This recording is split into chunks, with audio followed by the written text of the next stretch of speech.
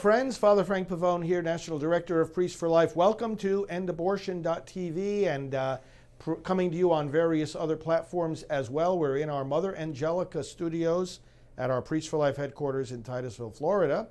Today I'm with our Executive Director, Janet Morano, who's also co-founder of the Silent No More Awareness Campaign, together with Anglicans for Life and Georgette Forney. Janet, good to be with you. Oh, glad to be here, Father. And we have here our mascot. Yes, this is my little dog, Gianni. And of course, I've been traveling, as you know, for the past few weeks. And Gianni's very lonely because he's been missing his mommy.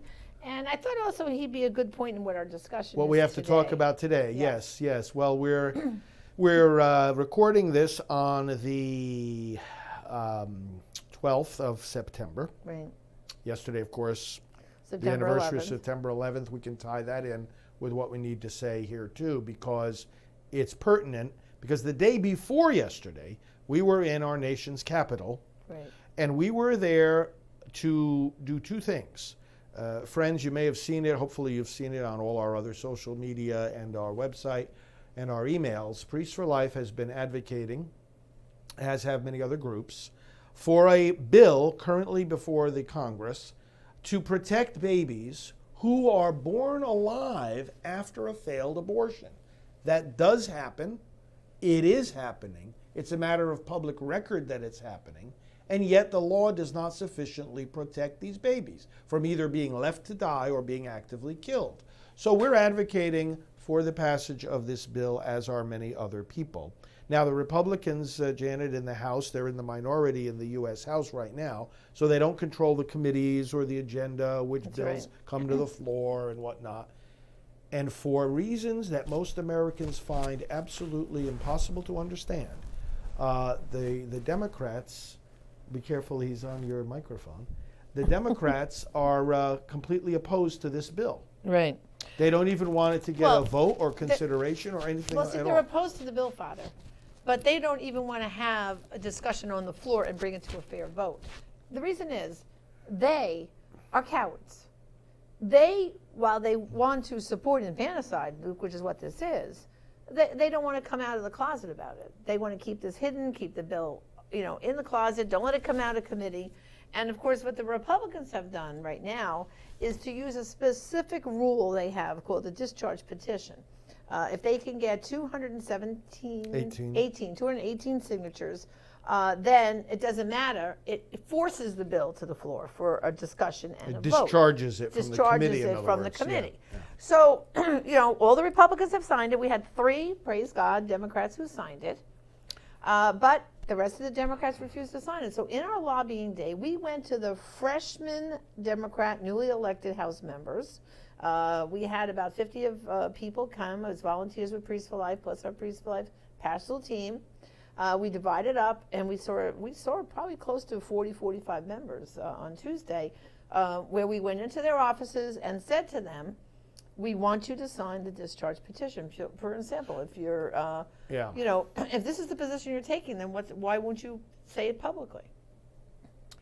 Peter Singer, a pro-abortion ethicist, said if you're not going to oppose abortion, well, then the only consistent thing to do is to endorse infanticide. And we see that the Democrat Party and the pro-aborts taking that to heart. That's right. They do endorse infanticide. They don't want to say it that way, and they don't want the public to know that, but they realize it's the only way that they can preserve their endorsement of abortion is to endorse infanticide. Because think of it this way: if the law can step in and protect a child whose mother has said, I want this child aborted, well, then what's the difference between 1 minute after birth and 1 minute before birth? Right. These people have made it clear they're in favor of abortion right up until birth. So then to say the baby has to be protected if he or she happens to come out accidentally alive is to unravel the whole pro-abortion argument that choice is more important than life. That's right. Because they'll even acknowledge, it's a human life, but, it's in the mother's body. She has a choice. Their whole position unravels if they support this legislation, even though the legislation does not limit abortion at all. It is not about the baby in the womb. It's only about the baby outside the womb. Well, and of course, when we did our lobbying, you can hold this up, Father. We all wore, including you and Father Dennis, we wore these T-shirts that say clearly, "Take action in infanticide," and then on the back side of it, it has, there we go, "Please vote on H.R. 962 and the practice of killing infants born alive." Now, this is the website, bornalive.us. That's where people can That's get where lots people of can information. go, and yeah. they can actually see the hearing, because after we did the lobbying, We had a hearing, right? there was a hearing, which again, this shows how ridiculous Nancy Pelosi is. Not only would she not let the Republican contingent have a regular formal hearing in the House, they had this kind of like a side hearing. Yes, yeah, minority hearing. Minority unofficial, hearing. yeah. Unofficial hearing, but she wouldn't even let them have a regular hearing room. There were rooms standing empty. And available And at the available. time we had that hearing. And the Republicans having the hearing brought this up. Yeah. There are rooms standing empty right now.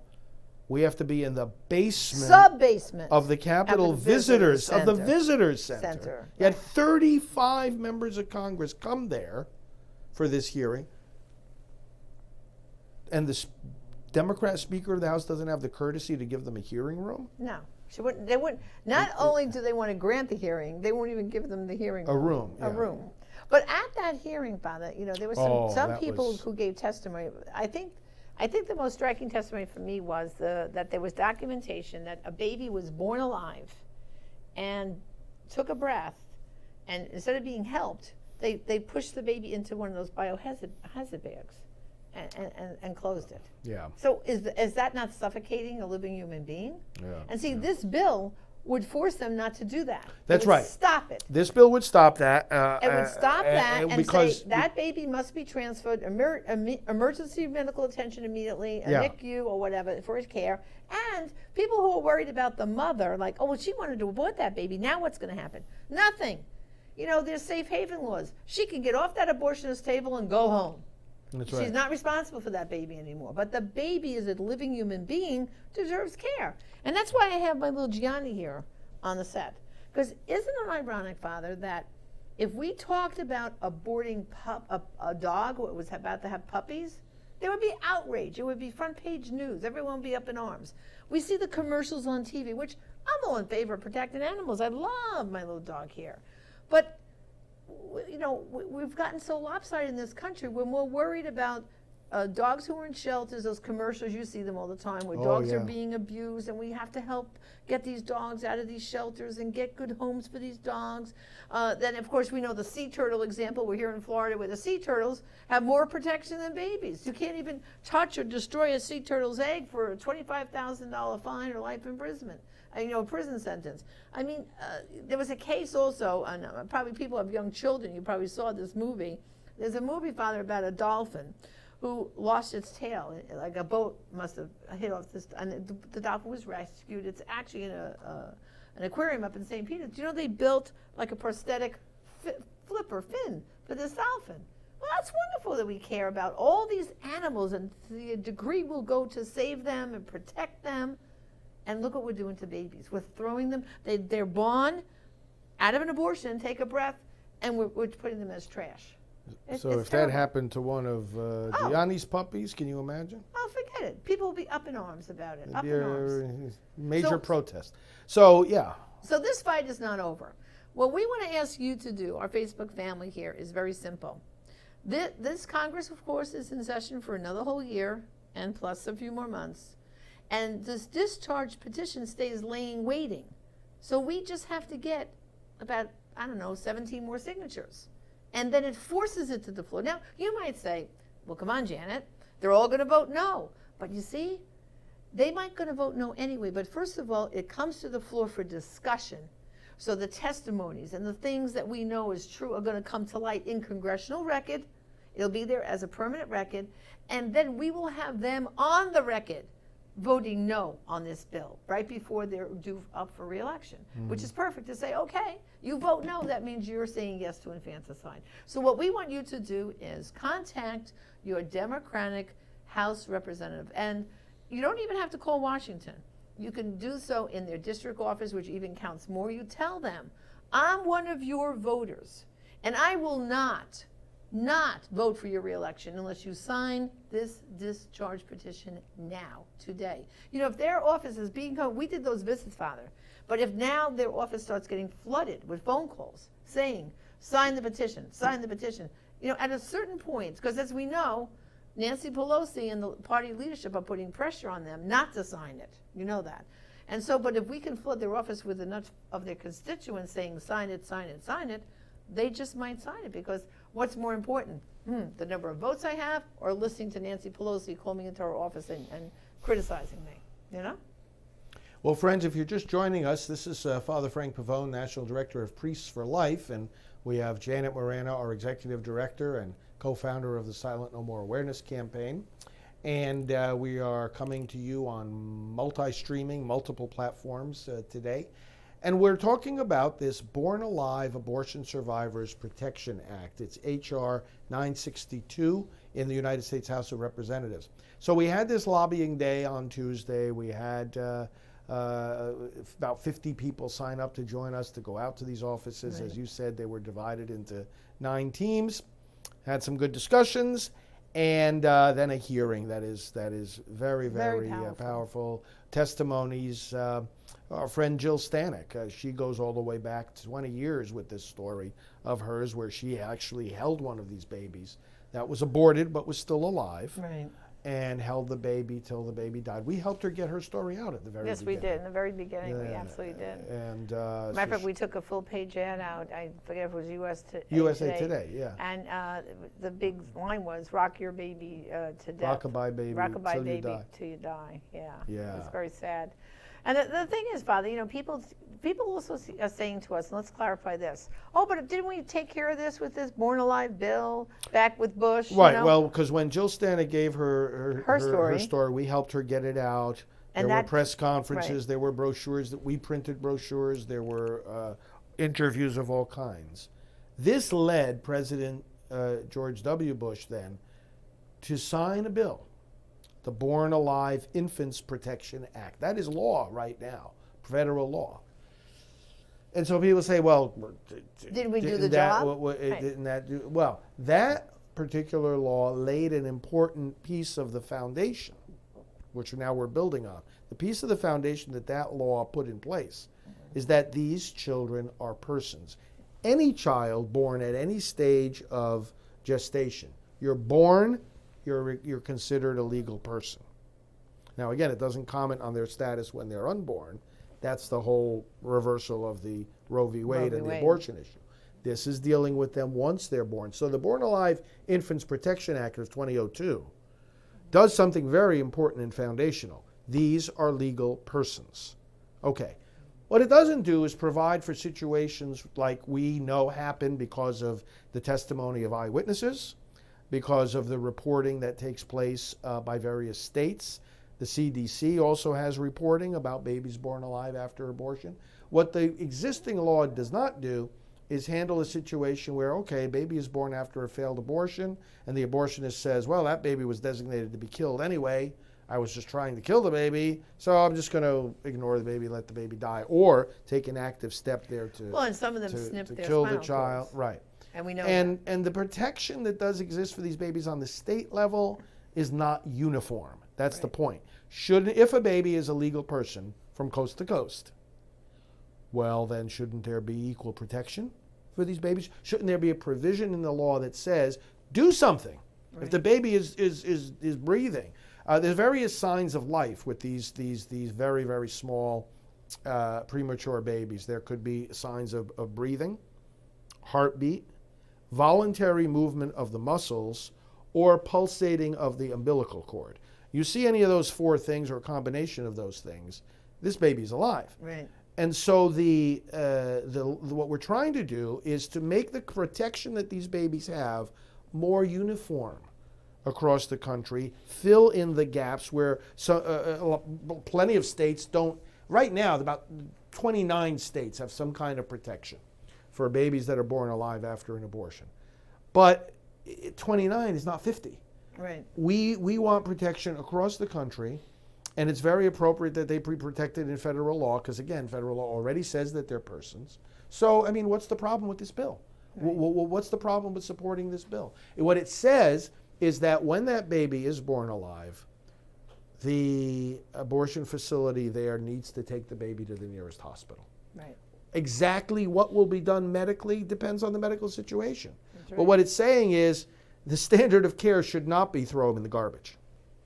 Right. See, right now, some people, because some of these Democrat politicians, they were saying to us, "Oh, well, we're concerned about the standard of care that the bill sets forth. The doctor has to decide what's best." Yeah, that's exactly what we're saying too. The doctor's going to decide what the proper treatment is. But all we're saying is the standard of care right now is throw them in the garbage. That's right. And that's unacceptable. And we also want the baby transported to the nearest hospital for proper care, because people don't realize that a lot of these abortionists are not even regular medical doctors. I mean, laws are now passed in certain states where even a nurse practitioner and who knows what can do an abortion. 41 states require that a physician be the only one who can do an abortion. But that's it. That's 41. The other 9, anything goes.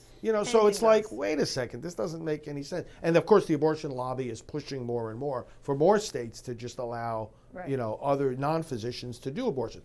But even the ones that are doctors, technically speaking, as we've talked many times, and also with our friend and colleague Mark Crutcher, they are the lowest rung of the ladder of the medical profession. And so, what it is, Father? Chances are, if this baby is born alive, unless it's given immediate medical attention, there's a very good chance that baby's going to pass away anyway. Yes. But what we're asking is treat it as a dignified as the human person being that it is. Yes, that's right. Okay? Not just throw it like that other case into a biohazard bag, We got lots of testimonies, lots of stories. And throw it in the garbage. A lot of these stories have come out in the news over the years, over the decades. That's right. And to remind people of these various stories, that's why we've set up the bornalive.us website. People go there and we have the links. You can read some of these cases and some of these testimonies. Not to mention the abortion survivors, babies who have been born alive after an abortion and have survived into adulthood. Right. There's a whole network of them now, 300. Melissa Oden, yes. On her website, I think she's got over 300 survivors now with their testimonies. TheAbortionSurvivors.com. Right, and you can read those stories. I mean, just a simple thing to force these Democrats, out into the open as to how extreme they are, and get them to sign the discharge petition, and hopefully in the 2020 elections, we will not put them back in. Well, why in the world would we elect somebody who can't even bring him or herself to say that a baby born alive should be protected? How on earth? Because you know why they're disqualified from office? First of all, if you can't respect the life of a little baby, how can you respect ours, right? That's number one. But number two, if they do realize, if they don't have the moral judgment to realize that that's wrong, well then, and this is a different way of saying what we just said, then how can they have trustworthy moral judgment about any other issue? But then, if they do know that it's wrong, but they're cowards in the face of the House leadership, they don't even want to cross them by signing a discharge petition. Would you want to elect cowards to be your leaders in this country? Is that what elections are about? Let's find the most cowardly person to elect. You got to have courage to lead, and it's an incredible lack of courage that if they realize this is infanticide, and they don't have the courage to stand up against their party leadership, or are they truly so uninformed, misinformed, that they think these babies are already protected, or that this doesn't happen? In that case, why are you electing people who can't figure out their right hand from their left? They can't know the basic facts that have been a matter of public record for decades? Whatever way you slice it, whatever way you look at it, anyone who's not actively in support of this bill doesn't belong in public office. That's right. That's right. So what does Gianni think? Gianni thinks, sad. Look at his sad little eyes. I think Gianni feels like he's more protected in America than babies are. He is. Because he is. There's laws in this country on the books that protect dogs and cats in veterinary clinics. Did you realize that, Father? Yep. Like where we used to be in New York, which New York just passed those liberal abortion laws, right? And in New York State, only a veterinarian can give the dog the shots. The shots, which Right. he got It recently. He got his he shots got his recently. And matter of fact, that's true here in Florida too. Because Yeah. when I took him to the SPCA Oh, here, to the vet to get his little rabies and all those other wonderful little shots, the assistant was there weighing him and doing all that stuff. But when it came time for the injection, in came the veterinarian. In came the vet. with the needle. But and he got talking the about shot. the care of the animals, in New York State, where we're both from originally, passed back in January this outrageous law expanding abortion. Right, through all 9 And months. also taking away protection from these babies we're talking about today who are That's born right. alive after. Born alive, right. 2 weeks later, that same legislature, under that same governor, passed a law Right. saying that you cannot do what? Declaw your cat. Friends, we're not making this up. Now, okay, you may not want to declaw your cat, okay, or Ray for the cats, they don't have to be declawed. They'll get all those nice little scratching posts to scratch and all Get that. the scratching post. Right. yeah. Well, when they're not using your furniture. Right, exactly. But, if you don't have the right to declaw a cat in New York State, why do you have the right to smother a baby when it's born alive? It is I mean, such like, come on. moral absurdity, Absurdity. that, again, anybody that doesn't see this, Right. the last place they belong Is in public office. public office That's where they right. can write our laws. Yeah. That's it. So, So we want to remind you again, act. That's right. Contact your Democratic representatives. First of all, you should be telling them that they should vote yes for this law, which I know that's like a real miracle. But second, stop being a coward. Sign the discharge petition so we can bring this to a discussion and a vote. Stop sweeping it under the rug if you think infanticide is such a good thing. Stand up for it. If that's what you think you want, sign the discharge petition today. And Gianni's final words is, woof, woof. Stand up for the babies. that's right. All right. Well, thanks, Janet. And thank you, brothers and sisters. Remember, bornalive.us. That's the website. Go there. Learn more about this. Let's be a voice for the voiceless. God bless you all. There come the microphone.